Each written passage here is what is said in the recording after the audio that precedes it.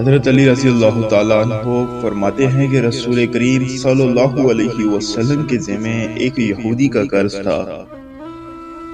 اس یہودی نے آ کر اپنا قرض آپ صلی اللہ علیہ وسلم سے مانگا تو آپ نے ارشاد فرمایا کہ اس وقت میرے پاس کچھ نہیں ہے، کچھ مہلت دے دو۔ یہودی نے شدت کے ساتھ مطالبہ کیا اور کہا کہ میں آپ کو اس وقت تک نہیں چھوڑوں گا جب تک آپ میرا قرض ادا نہ کر دیں۔ یہ سن کر آن حضرت صلی اللہ علیہ وسلم نے فرمایا تمہیں اختیار ہے، میں تمہارے پاس بیٹھ جاؤں گا۔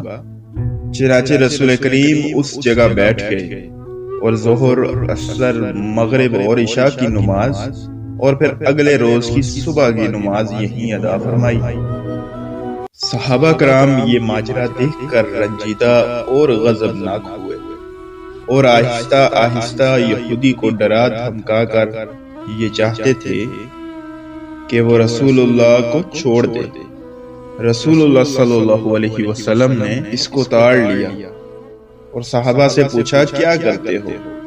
تب انہوں نے عرض کیا یا رسول اللہ، ہم اس کو کیسے برداشت کریں کہ ایک یہودی آپ صلی اللہ علیہ وسلم کو قید کرے؟ تو آپ صلی اللہ علیہ وسلم نے ارشاد فرمایا کہ مجھے میرے رب نے منع فرمایا ہے کہ میں معاہد پر ظلم کروں۔ یہودی یہ سب ماجرا دیکھ اور سن رہا تھا۔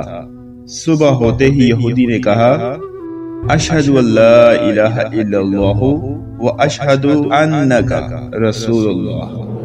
اس طرح مشرف با اسلام ہو کر اس نے کہا اے نبی جی، میں نے اپنا آدھا مال اللہ کے راستے میں دے دیا اور قسم ہے اللہ تعالیٰ کی، میں نے اس وقت جو کچھ کیا اس کا مقصد صرف یہ امتحان کرنا تھا کہ تورات میں آپ کے متعلق یہ الفاظ پڑھے ہیں محمد بن عبداللہ، ان کی ولادت مکہ میں ہوگی اور ہجرت طیبہ کی طرف، اور ملک ان کا شام ہوگا، نہ وہ سخت مزاج ہوں گے، نہ سخت بات کرنے والے، نہ بازاروں میں شور کرنے والے، فحش اور بے حیائی سے دور ہوں گے۔